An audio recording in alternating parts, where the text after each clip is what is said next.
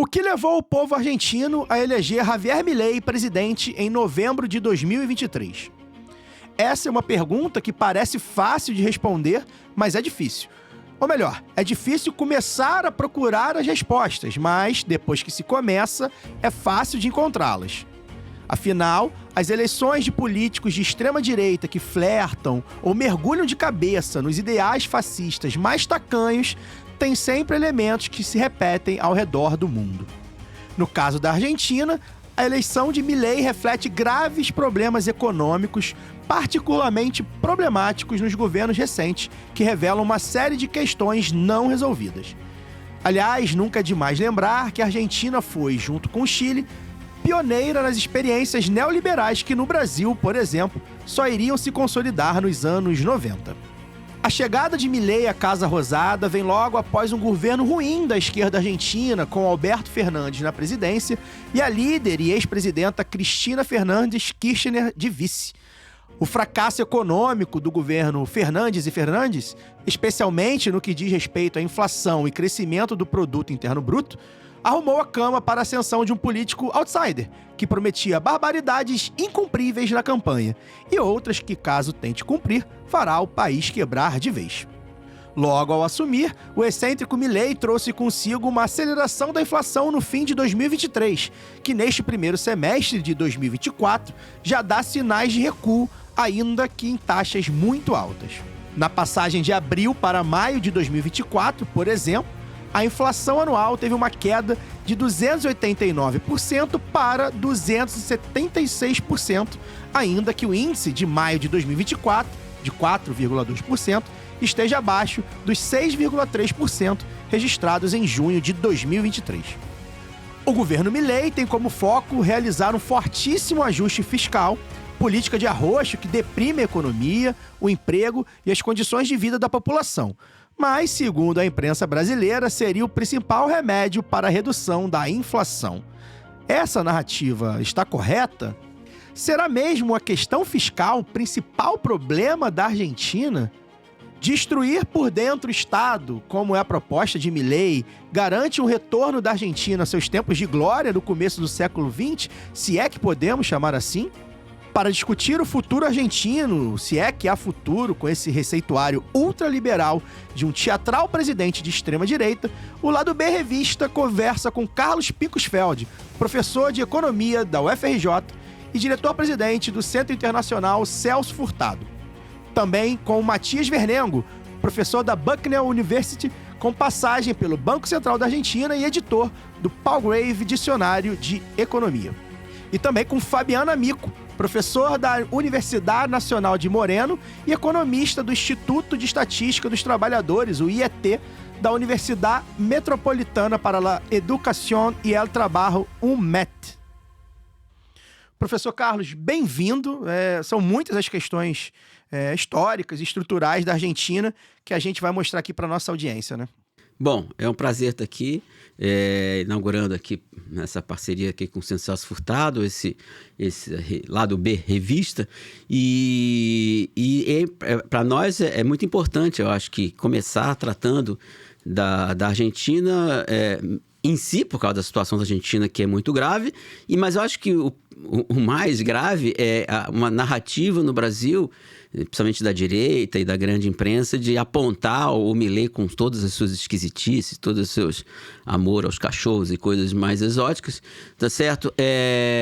Como se fosse um caminho, né, para a economia brasileira, uma espécie de sinal oposto ao Lula, independente do julgamento que você faça, mais favorável, menos favorável à política do Lula. Então, eu acho que a gente discutir com esses dois economistas, com o Fabian e com o Matias, uma visão diferente da visão que está se tornando, infelizmente, dominante no Brasil, é uma excelente oportunidade para os nossos espectadores aqui do Lado B Revista, pelo menos pensarem uma visão alternativa, uma visão diferente daquela que está se tornando dominante aqui no meio de comunicação corporativos brasileiros. Perfeito. E antes de entrar no assunto de hoje, preciso apresentar o programa, né? Este é um produto repaginado do Lado B do Rio.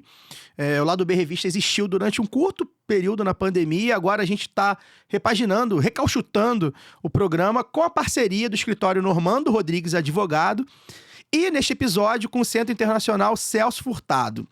2 vezes por mês teremos aqui convidados e convidadas para abordar temas pertinentes de cultura, economia, sociedade, do Brasil e do mundo, exclusivamente no YouTube do Lado B, tá? O Lado B Revista vai ser o único programa do Lado B que é exclusivamente audiovisual, com toda essa modernidade que o Saúl Studio nos fornece. E por isso a gente convida todos e todas que estão nos vendo a se inscrever no canal, ativar as notificações e dar seu feedback aí nos comentários, dizer o que vocês acharam deste programa de estreia, o que a gente pode melhorar, enfim. A gente quer que você opine e ajude a gente a melhorar esse programa. Quem você quer ver, enfim, convidados, temas, enfim, ajude a gente a fazer o programa. A gente conta com vocês para essa nova empreitada. A gente vai agora ao que interessa, entrar no tema do episódio, lá do B Revista, como a gente já apresentou. Conversou com Fabiana Amico e com Matias Vernengo, também para entender como foi, de fato, o governo Fernandes e as questões históricas que perpassam os nossos hermanos. Previo a la asunción de Milei, a la llegada de Milei al gobierno, hubo un fracaso muy importante del gobierno de Fernández y Fernández, ¿no? Eu acho que muito condicionado por un fato poco subrayado en Argentina, que es el peso de la dívida externa, particularmente el dividendo externo con el Fondo Monetario Internacional. Entre 2019 y 2022 eso condicionó de una manera decisiva la política económica de Argentina.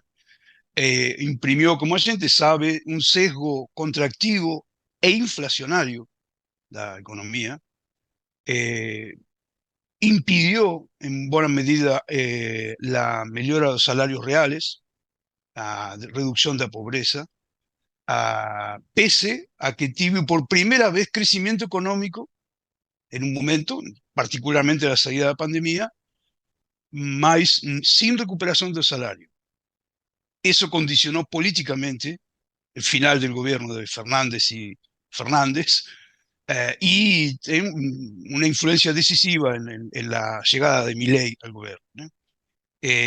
Básicamente eso. Ante esa situación, o Milei y gran parte de los economistas, ainda heterodoxos en Argentina, interpretaron que el problema era un problema de consistencia macroeconómica interna, donde el Fondo Monetario Internacional era un aspecto más, digamos, de escenario económico. Entonces, hay una coincidencia muy significativa y muy sorprendente en 2 aspectos muy importantes, que es el ajuste fiscal. Básicamente los heterodoxos coinciden, a amplia mayoría, de que tienen que hacer un ajuste fiscal y aumentar significativamente el ritmo de devaluación de la moneda, ¿no? De la tasa de cambio. Entonces, Milei hizo esas 2 cosas en dimensiones muy exageradas, por así hablar, digamos.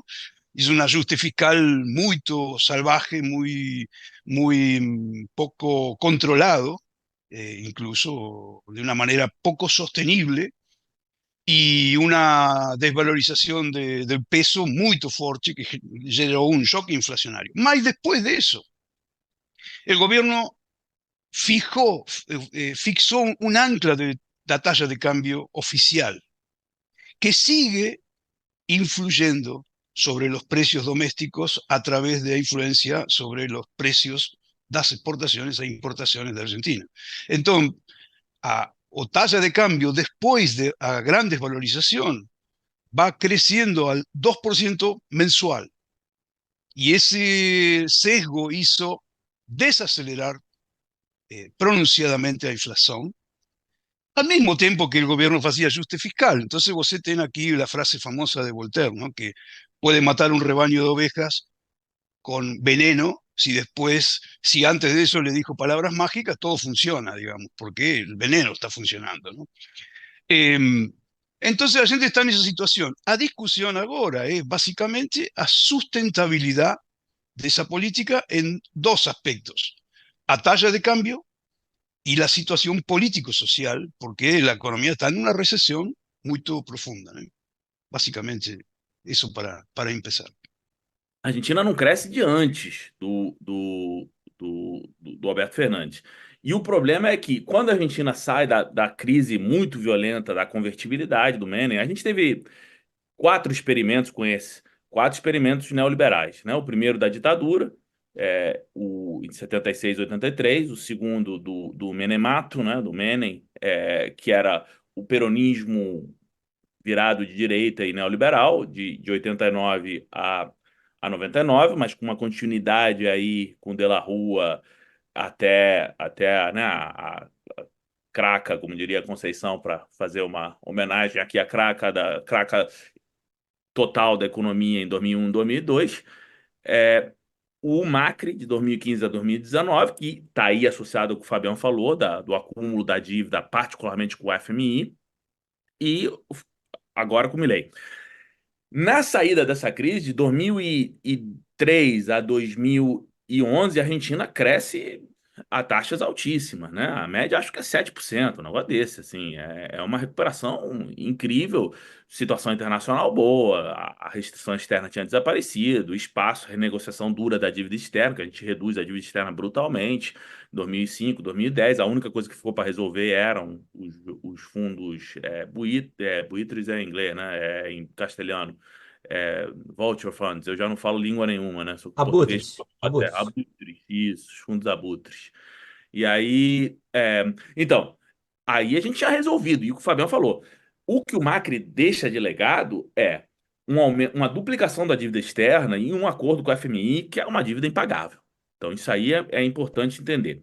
A gente deixou de crescer porque a gente chegou no limite da conta corrente e a Argentina cometeu um erro grave, uma barberagem. Tem um artigo, inclusive, do Fabian comigo e com o Franco Serrano, sobre qual é a barberagem. A barberagem é que a gente manteve a taxa de juros muito baixa, por debaixo da taxa de valorização do peso, controlado, um peso que a desvalorização era feita pelo governo, tô falando do câmbio oficial, inclusive, né, que regulava muito, né, as expectativas sobre a desvalorização e o risco país, né? Então a gente tinha uma taxa de juros muito baixa, então todo mundo racionalmente, não por loucura nem nada, optava para ir para o dólar, então o câmbio paralelo disparava ainda mais do que o câmbio oficial, com implicações para a inflação. Então a gente estava inflacionada e sem possibilidade de crescer, porque se crescia muito tinha que importar, não tem dólares, não podia. Então o ajuste fiscal estava feito. Então a Argentina há 13, 14 anos não cresce e tem inflação muito mais alta do que todo mundo.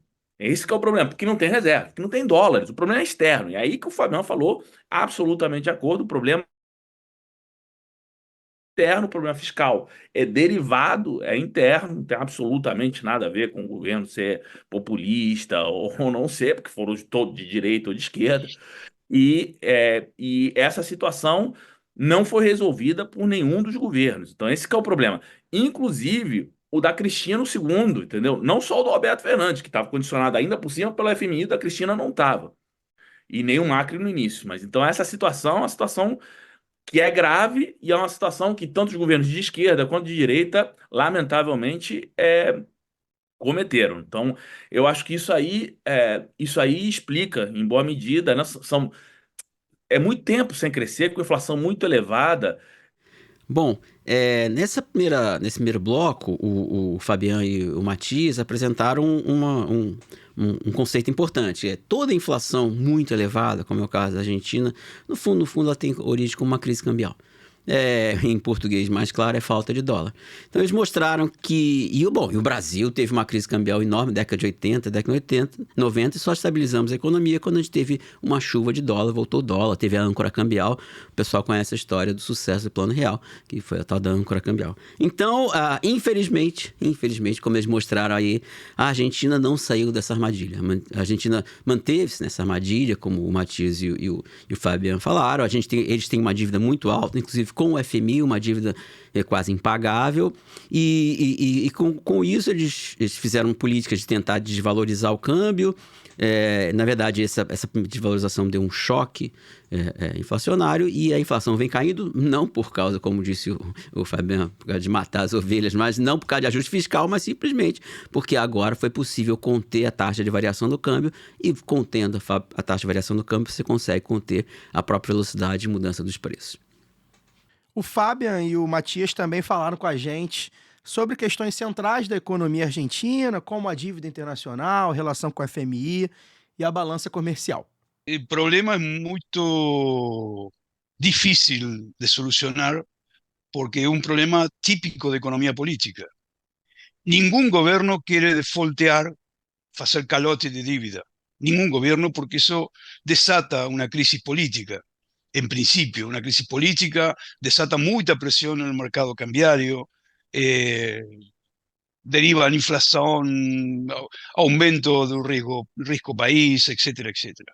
Entonces ahí tenés una cosa donde vos tenés una dívida insostenible desde un punto de vista de crecimiento de las exportaciones, de stock de reservas internacionales del Banco Central, mas a gente dentro do país va a hacer de conta que va a pagar la dívida y los acreedores quieren cobrar la dívida y no se puede ninguna de las dos cosas. Entonces tiene un problema muy serio.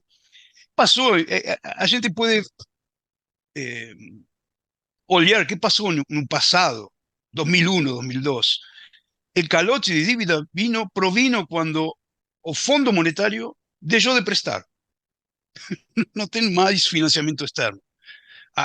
O país quería seguir haciendo sacrificio inútil para pagar la dívida, haciendo ajuste fiscal, contracción de actividad económica, etcétera, mas no conseguía y ahí ficó en default y en reestructuración de la dívida después que el fondo dejó de prestar. Ahí hay un texto muy interesante del profesor Roberto Frenkel, de aquellos años, que el cara falaba así: cuando usted tiene un problema de dívida externa que es realmente, objetivamente insustentable, o la crisis no deriva del default, la crisis deriva del facto de você querer pagar una deuda que es insostenible.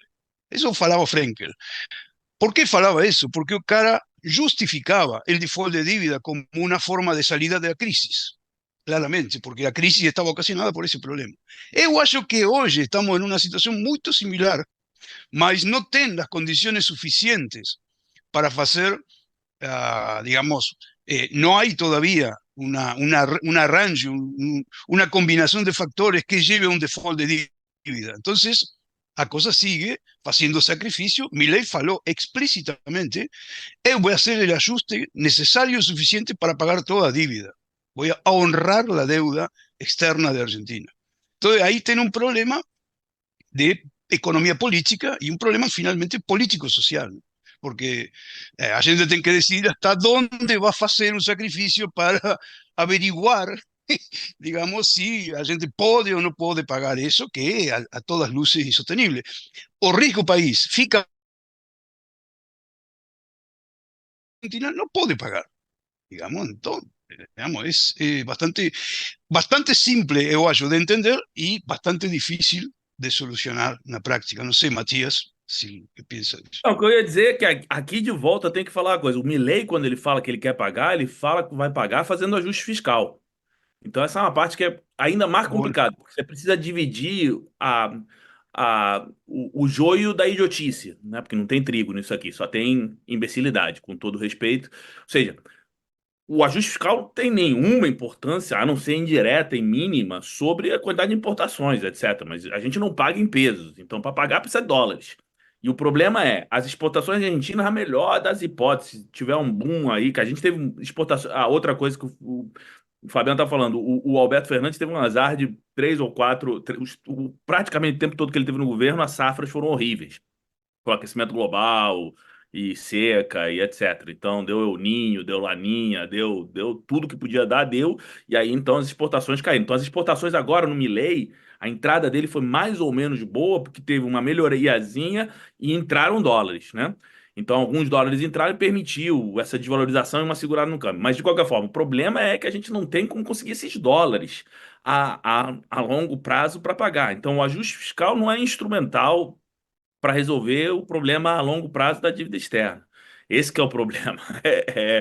A única forma seria exportando mais ou, veja bem, num contexto internacional, onde tem a China, onde tem os Estados Unidos, e há uma disputa hegemônica, alguém tivesse disposto a dizer: não, tá bom, vamos aqui fazer um reajuste necessário na dívida argentina, vamos prestar. Mas o Milei fez o quê?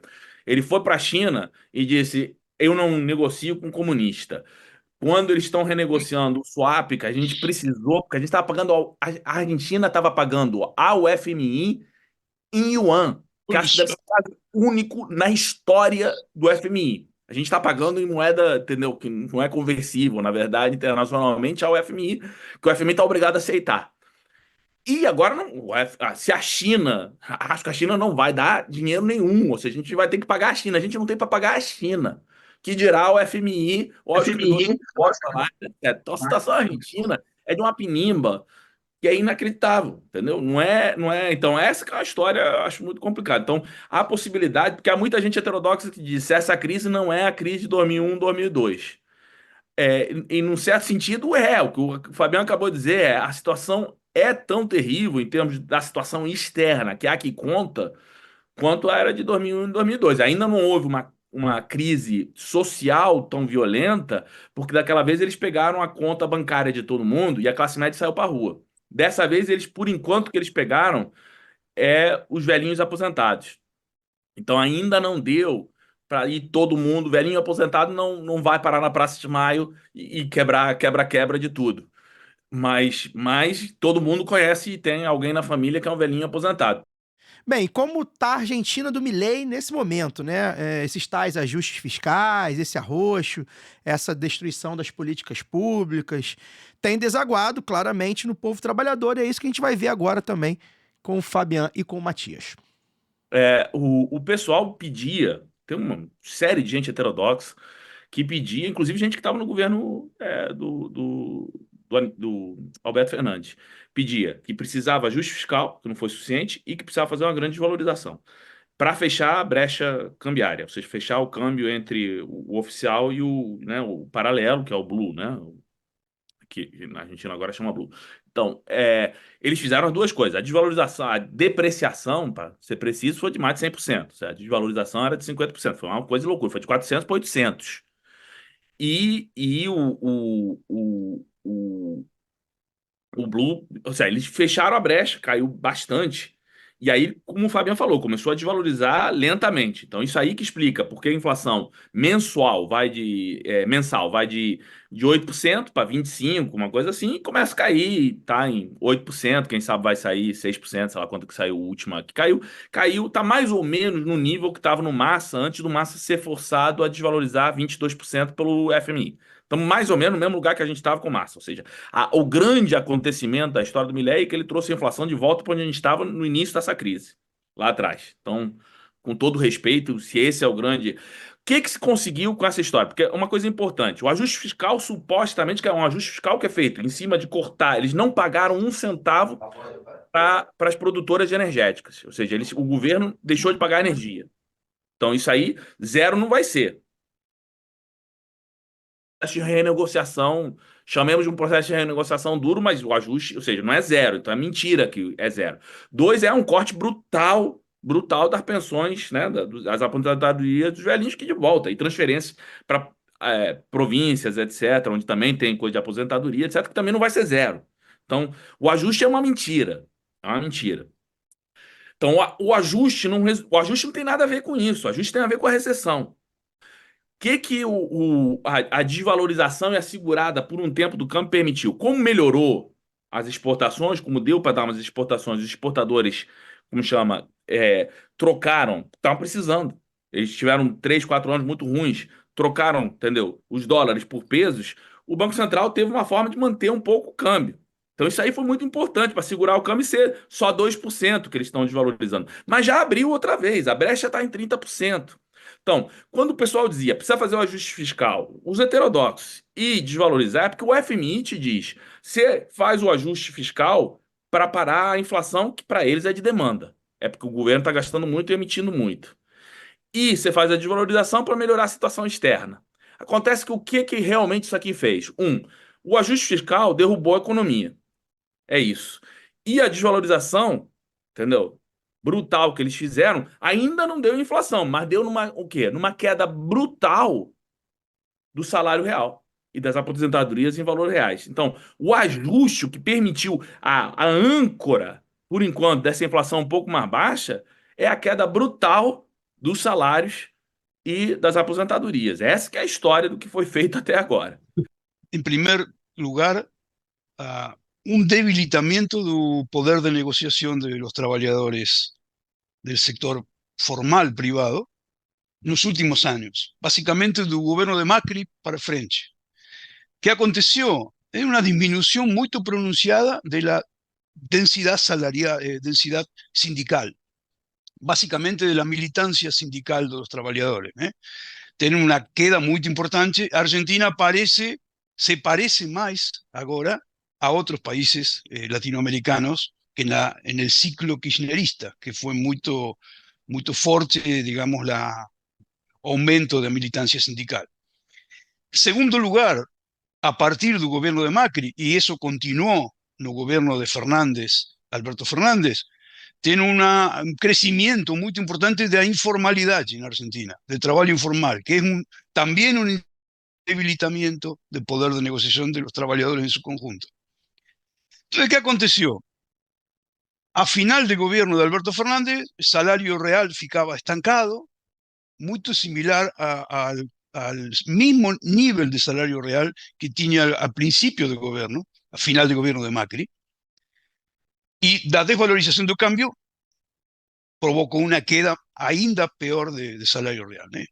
Agora, como falaba Matías, para hacer una analogía, o gobierno de Milei está falando de que hay un aumento de salario real, porque en abril, a estadística muestra un pequeño crecimiento del salario real del sector privado registrado, como você falaba, profesor Pincufel, hay una recomposición porque áncora cambiar funciona como una contención de inflación y tiene ahí un aumento del salario nominal privado. Mas el gobierno, a partir de marzo pasado, comenzó a intervenir en las negociaciones paritarias del salario para frenar, obstaculizar los aumentos de salario nominal. ¿Por qué? Y porque una condición básica, si usted quiere beneficiar a rentabilidad de la economía a través de una desvalorización del cambio, después tiene que tener un ancla salarial. Digamos, no tiene forma. Entonces, ahí está lo que usted falaba de un potencial conflicto entre este objetivo de política y la cuestión salarial. A su vez, el gobierno necesita, en buena medida, que el salario real crezca con la esperanza de recuperar el consumo. Entonces, ahí tiene un problema, como falaba Kalecki, el salario como costo y el salario como demanda. El salario como costo, el gobierno precisa que fique contenido, y el salario como demanda tiene que crecer, la misma variable, ¿no? Entonces, tiene ahí un problema.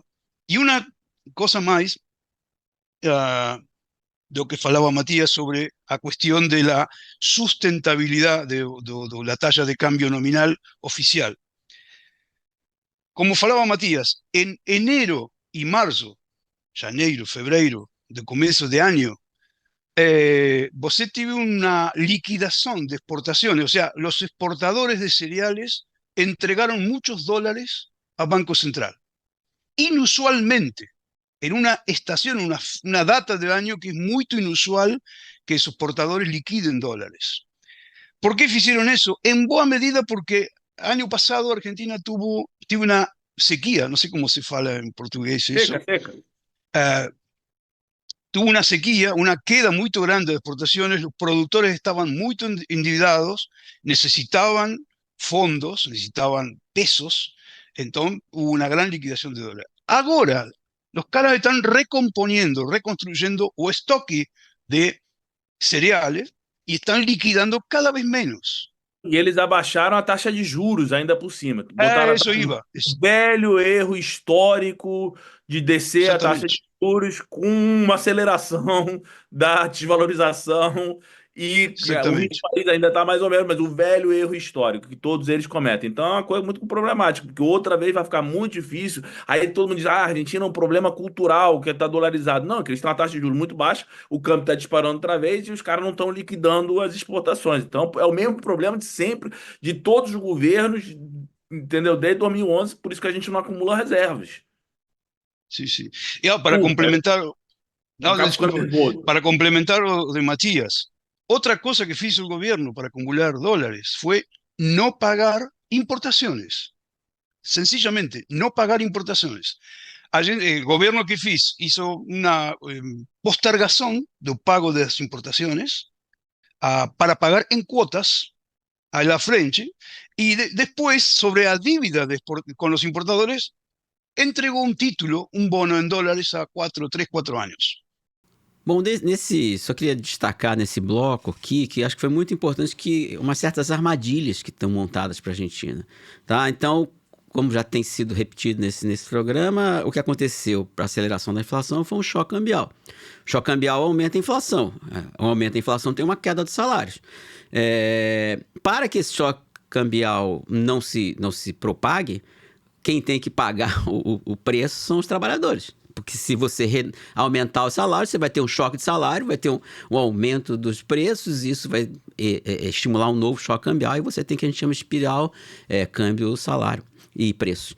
Então, como foi mostrado, houve uma consequência, que é o empobrecimento da classe trabalhadora. E foi discutido por que esse empobrecimento ocorreu, a fragilidade do mercado de trabalho argentino, que eles apresentaram como uma novidade na história argentina. O problema é que você tem essa fragilidade e esse choque com queda salarial, que é positivo, aspas, para segurar a inflação menos alta, ela é péssima do ponto de vista da demanda e do crescimento da economia.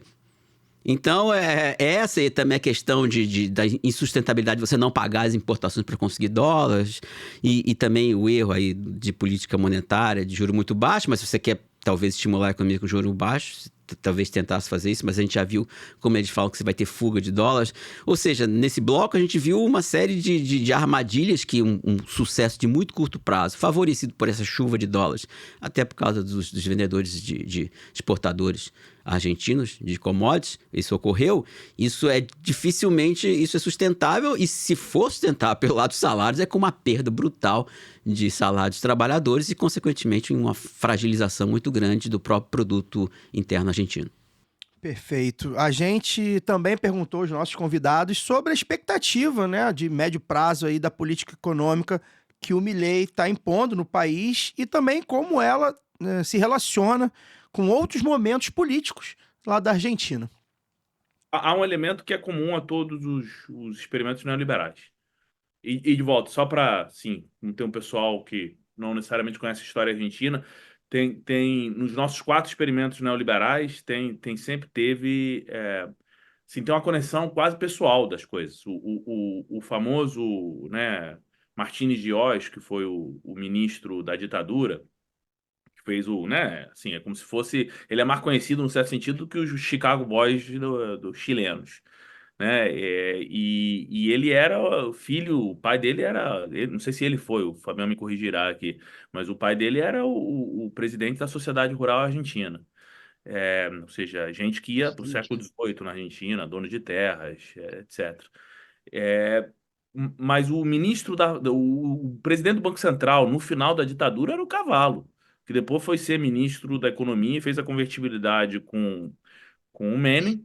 E quando o De la Rua volta e traz finalmente, no meio da crise, o Cavalo de volta para o ministério, ele bota como segundo no ministério dele o Federico Sturzenegger, que vai ser o presidente do Banco Central do Macri, e o cara que está fazendo a desregulação, a reforma de base, e agora é ministro, né? Caiu de ministro, sei lá o quê, ministro. A gente tem ministros com nomes esquisitos, né? Capital Humano. Ele é um ministro da desregulação, sei lá do que ele é. Entendeu? O Ministério da Palhaçada. Então, mas há uma continuidade, sim. Eu tô dizendo, é no nível pessoal. A gente tá falando, é a mesma gente. Entendeu? É a mesma gente com a mesma formação. Para citar aqui também, a coisa do Franklin Serrano sempre falava que o problema da América Latina não é brain drain, né? O pessoal que vai embora, né? Que o problema é brain damage, né? O pessoal que vai estudar nos Estados Unidos, todos esses estudaram nos Estados Unidos, voltaram e só fazem besteira. Então, tem uma conexão importante. Eu acho que boa parte deles acredita que para crescer precisa desregular, liberalizar. Ou seja, há um elemento que eles realmente acreditam nisso. Então, acho que há uma... Sem querer sugerir que tudo é uma conspiração. Ou seja, acho que é um elemento que eles realmente acreditam que se você soltar e as amarras que seguram a economia argentina, aqui a gente cresce, entendeu? Então esse elemento está aí. Então há um elemento disso aí. Então há visões muito diferentes do que promove o crescimento da economia. Acho que a coisa heterodoxa sempre foi. Né? E no Brasil tem uma longa tradição, aqui outra vez a Conceição faleceu há pouco, há uma tradição de pensar o crescimento pelo lado da demanda, pensar o crescimento como quem fez essa burguesia nacional foi o Estado. Né? E foi assim nos Estados Unidos, na Inglaterra, em Exactamente. todo lugar. Então, isso aí é uma coisa importante a dizer. Então, essas são duas visões que são completamente diferentes, é muito difícil a gente chegar a um acordo sobre isso. Mas, por outro lado, eu gosto de dizer, e é algo que eu acho que é importante, o Marcelo Diamant falava do famoso pêndulo argentino, né? O pêndulo argentino tem a ver com o que a gente estava falando antes, esse problema do conflito distributivo, que você vai crescer, né? Para crescer, você precisa, como dizia o Fabian aí, no Calec, você precisa expandir os salários são, né, a demanda, o pessoal vai, mas o salário é custo, né? Dá uma apertada nos lucros, então o pessoal prefere segurar, né? Como diz lá o Calec em 43, prefere segurar a demanda e fazer ajuste fiscal, mesmo sabendo que vai doer neles mesmos, mas vai doer também segurar a classe trabalhadora. É para disciplinar a classe trabalhadora. Então, esse pêndulo na Argentina tinha as características que tem país subdesenvolvido, que era junto com a coisa externa, né? Ou seja, é um ciclo que vai associado a problemas de balanço de pagamentos, né? Você cresce muito, dá o boom, chega no limite externo, dava a crise externa, a desvalorização, uma forma de reduzir os salários. Então vinha um governo conservador, etc. Mas o que eu quero deixar claro para o pessoal entender, esse velho pêndulo era um pêndulo até os anos 70, até os 76, até 75, na verdade, o ano anterior a, a ditadura militar, já com o Rodrigaço, com a Isabelita, já vem a política neoliberal. Então já começa o Rodrigaço é um famoso ajuste em 75 na Argentina, que é promovido por um ministro da Economia da Isabelita, que é o Rodrigo, e é onde começa o neoliberalismo argentino. Começa, inclusive, antes da ditadura e do Martínez Jorge. Então, antes disso, quando você olha... porque é muito diferente do Brasil. Por exemplo, o Eugênio Goudin era realmente contra a industrialização, etc. Na Argentina, o equivalente a um Goudin seria uma espécie de Pinedo ou o próprio Prebisch.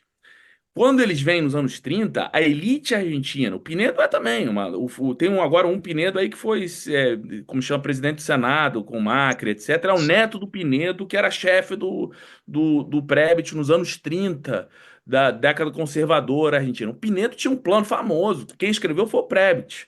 É o Plano Pinedo. O Plano Pinedo é um plano de industrialização. A direita liberal argentina era pró-industrialização. Quando vem a ditadura, como no Brasil, quando vem a ditadura, Castelo Branco, Médici, a turma toda, Costa e Silva, é para crescer e industrializar o gás, né? PND para lá, etc. Na Argentina também, vem um Onganinha, um cara extremamente brutal, entendeu? Anticomunista, etc., católico, mas ele vem para crescer. A Argentina de 66, né, quando tá o Onganinha para diante, cresce. Muda radicalmente o pêndulo. E muda de uma forma que é difícil de entender se você não. Né, por mais que eles pensem que vem um crescimento, é um crescimento que é uma coisa assim. É difícil explicar. Você vai no Instagram da vida, eles botam um filminho da Argentina em 1895 e parece um país super desenvolvido, bacana, tudo perfeito. Ah, mas é a Recoleta. Se você for hoje em Buenos Aires, na Recoleta, a Argentina é um país desenvolvido. Entendeu? Esse que é o problema. Então é um país para muito poucos. Essa que é o modelo. Então, o que que eles fazem? É um modelo destrutivo. O pêndulo agora, quando você vai e vem, e que eu tenho medo que no Brasil, com Bolsonaro e com Guedes e com liberalismo, há uma coisa muito similar pela primeira vez no Brasil que antes não havia. O Simonsen não era louco de destruir tudo. O Delfim Neto era, inclusive, industrialista. Então, a gente tinha conservadores como Pinedo, etc, né? Mas tinha que voltar lá ao Gudam para ser maluco assim desse jeito, como o Guedes. Então, na Argentina, o que tem de 76 para cá, de 75 para cá, é esse tipo de coisa. Ou seja, eles querem que se exploda mesmo, o Milei disse, a motosserra, vamos explodir, ter que destruir mesmo. Quando isso aqui estourar tudo, é aí que tá bom. Então, a dificuldade que acho que a gente tem para pensar em crescimento é que esse novo pêndulo argentino, eu chamo de novo, brincando, né? O pêndulo argentino virou um pêndulo onde você tenta construir, mas aí quando vem o outro lado, é de uma destruição tão brutal que a capacidade de reconstruir é muito mais limitada. do que era antes. Então não é que voltam os Kirchner, voltaram lá depois da destruição do Menem e tá tudo, entendeu, uma maravilha. Não é que, sei lá, vamos supor que dá uma tremenda crise social e por alguma coisa se reconstrui e vem o Kicillof, entendeu? E o Kicillovismo, sei lá. Mas a situação da Argentina, entendeu? Vai ter que renegociar duramente a dívida externa. Vai ter que reconstruir tudo que foi destruído nesses, né? O que vai ser destruído, que está sendo destruído. A Argentina, por exemplo, como chama? Satélite, pararam totalmente o satélite. Estavam fazendo, como chama, reator nuclear, que inclusive havia a possibilidade de exportar o reator nuclear. Destruíram tudo, isso aí estão destruindo. Essas capacidades é muito difícil você reconstruir. Quando você pega, cara, três, quatro cientistas que voltaram para o país na época do coisa, estavam no CONICET, você vai tirar todo o dinheiro do CONICET, o pessoal vai embora, entendeu?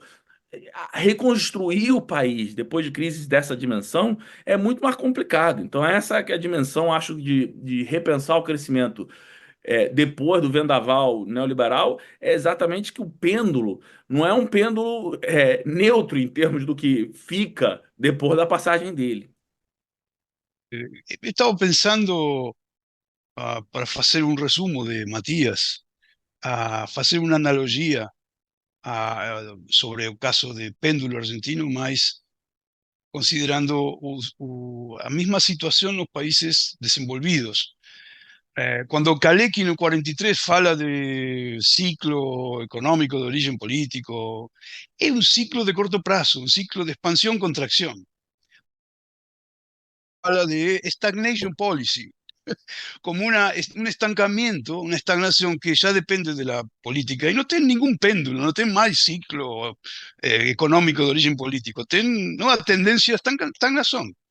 Y yo creo que eso pega un poco con lo que dice Fala Matías a partir de 76. ¿No? Entonces, el ciclo kirchnerista fue una interrupción de ese proceso, mas no consiguió revertir la tendencia. Yo fico muito, no sé cómo se dice, disgustado cuando la gente fala que tienen 50 años de decadencia. No es 50 años de decadencia, cara, porque en el ciclo kirchnerista vos tenés más de una década de un crecimiento de investimento, de empleo, salario real, dívida externa cayendo, digamos.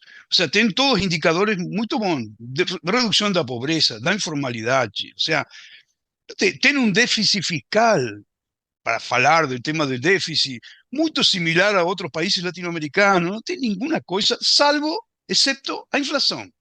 Más la inflación del ciclo kirchnerista se da junto con aumento del salario real, reducción de la pobreza, reducción de la informalidad, todo cara, el crecimiento económico.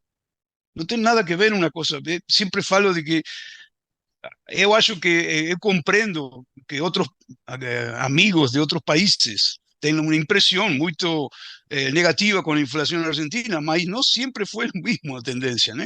Porque tiene un origen en el conflicto distributivo. El conflicto distributivo puede favorecer el salario, puede favorecer la rentabilidad del capital, mas en un periodo que favoreció la rentabilidad del salario, la economía creció, no tiene ningún problema, digamos.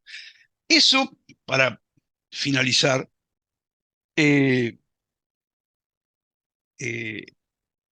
implica también que el gobierno, cuáles son las metas del gobierno, el condicionamiento de las metas del gobierno. Un gobierno que piense o proyecte metas como se hacía en los años 50, 60, de crecimiento, maximizar el crecimiento, maximizar el empleo, el bienestar social, etcétera, etcétera, va a necesitar como soporte en Argentina, como sustentación política, una coalición basada en el apoyo de los trabajadores. Y eso desata conflicto distributivo. Y es una cosa que yo hallo, yo no soy brasilero, mas que hallo que María Concepción Tavares falaba de esa cosa, ¿no? El desenvolvimiento no es una cosa así técnica, un problema técnico que a gente soluciona y tiene ahí una cosa muy placentera. No, no, no es eso. En Argentina menos ainda. Sí, sí Entonces, yo acho que eso condiciona mucho la política y la resolución política de un conflicto, condiciona las posibilidades de crecimiento agravado, obviamente, por el tema de la deuda. ¿Por qué? Porque un elemento central de crecimiento económico en nuestros países es el gasto público. incluso ahora que el salario real está aumentando un poquito, si todo el resto de la demanda cae y el empleo, el volumen de empleo cae y se destruye como está pasando hoy, la masa de salarios va a caer. Entonces, el efecto sobre el consumo va a ser contractivo, no positivo, pese a que el salario real va a aumentar un poquito, digamos. Entonces, yo acho que eso es un problema para el crecimiento económico muy difícil de solucionar, excepto, como hizo Macri en 2017, con un ciclo electoral de corto plazo. Cavallo, economista que mencionó Matías, que es el personaje repetido en todas las historias neoliberales, está falando ahora, aconsejando a Milei, de que aumente o investimento público, que tenga que hacer alguna cosa, digamos, porque el sector privado parece que sozinho no consigue hacer nada, digamos. Investimento no puede aumentar porque no aumenta la demanda, bienes de consumo cayendo. Bueno, entonces, están haciendo alguna cosa, decir, bueno, el gasto público va a tener que aumentar e se não, a economia vai ficar estancada. Bom, nesse último bloco, acho que infelizmente a gente não deu jeito a gente não pensar no Brasil, né? Aliás, a gente vai deixar aqui a referência aqui dos artigos do Matias Vernengo e do Fabian, para quem quiser ler essa discussão interessante sobre pêndulo, e que infelizmente, como o próprio Matias mostrou, a gente tinha até a década de 80, no Brasil certamente, um pacto que, se não era progressista no sentido social, a gente tem mazelas sociais, desigualdade, pelo menos era desenvolvimento econômico e de industrialização. Depois disso, a gente meio que abandonou isso. Ou seja, a nossa classe dominante, e principalmente expressa através dos meios de comunicação corporativos, qualquer coisa, qualquer ensaio de alguma mudança, de alguma tentativa de favorecer mais a classe trabalhadora, ou até de desenvolver indústria, de fazer programas de industrialização, de fazer apoios setoriais, é como se fosse uma ofensa, assim, à família. Mentalidade de colônia, né? É como se fosse uma ofensa à família deles. Então, esse novo ciclo latino-americano, que é de não querer crescer, de ficar pequeno e de reduzir o poder de barganha dos trabalhadores, de fragilizar o mercado de trabalho, de fazer o mercado de trabalho mais informalizado. Isso eu acho que, infelizmente, no mundo onde, por exemplo, a Ásia dispara, né, onde existe uma possibilidade, ao menos, de um conflito internacional, a gente poder se inserir de forma mais dinâmica, extremamente preocupante. E ainda que a gente não tenha, graças a Deus, o problema da dívida externa argentina e, consequentemente, o problema cambial e inflacionário, eu acho que a gente vai aqui ter que voltar algum dia para discutir as nossas tristes semelhanças com a Argentina, de um pacto social e de um projeto da nossa classe dominante que não são muito favoráveis ao crescimento e à melhoria das condições de vida da sua população. Lá como cai em muitos aspectos, né? Professor Carlos Picos-Feld, acho que a gente conseguiu, né, dar aí um apanhado, né? A nossa intenção era detalhar um pouco mais e resumir ao mesmo tempo os principais aspectos dessa crise permanente. A gente que está sempre aqui ouvindo, não só os grandes meios, né? A gente acompanha de perto também os meios independentes da Argentina. A gente sabe que tem sempre essa coisa da crise permanente lá na Argentina, então acho que a gente conseguiu fazer um apanhado. Queria agradecer a sua presença, a sua ajuda para a gente produzir esse programa também e suas considerações finais. Não, espero que o pessoal que esteja assistindo aí esse nosso programa melhore o seu nível de conhecimento, porque não é fácil, né? Você, na verdade, é bombardeado por desinformação o tempo todo. Então, o que a gente quer trazer aqui é informação diferente da informação meio bem enviesada e que não ajuda o debate. A gente quer justamente expandir o debate e permitir que as pessoas interessadas leiam, vai ter referências e leiam outras coisas a partir desses nossos amigos do Fabian e do Matias e se interessem por uma visão, um lado B. Uma visão diferente da visão convencional, lamentavelmente, de um projeto que em grande parte é do continente, que a gente tem que pelo menos tentar evitar que se cristalize. Pois é, a gente aqui quer que seja um pontapé inicial para você que se interessa. E eu acho que todos nós devemos nos interessar, não só por economia, mas pela situação da Argentina também. A gente deu um pontapé aqui, procurar os inscritos, né, as redes sociais também. O Matias publica algumas coisas os escritos do Fábio. A gente vai deixar aqui na descrição alguns dos textos, enfim. Esse foi o primeiro episódio do Lado B Revista. A gente termina aqui uma homenagem à professora Maria da Conceição Tavares, citada na entrevista aqui com o Fábio e com o Matias, que nos deixou há pouco tempo. A gente lembra que o Lado B Revista é uma parceria com o escritório Normando Rodrigues Advogados, né? E neste episódio a gente fez aqui em conjunto com o Centro de Estudos Celso Furtado. A gente agradece também a participação do Matias Vernengo e do Fabiano Amico, lembrando sempre que este é um programa exclusivo aqui do YouTube, do Lado B. 2 vezes por mês a gente pretende estar aqui detalhando temas com convidados, aprofundando no que for possível os temas de mais interesse, mais quentes aí do noticiário. Então a gente pede para que você, se não for inscrito, se inscreva no canal, ative as notificações, deixar seu comentário, seu feedback, compartilhar, enfim. A gente conta com você para essa nova empreitada do Lado B, com o selo Lado B. A gente espera que vocês tenham gostado e estamos abertos a ouvir as sugestões e as críticas que possam vir também. Então, até a próxima. Um abraço.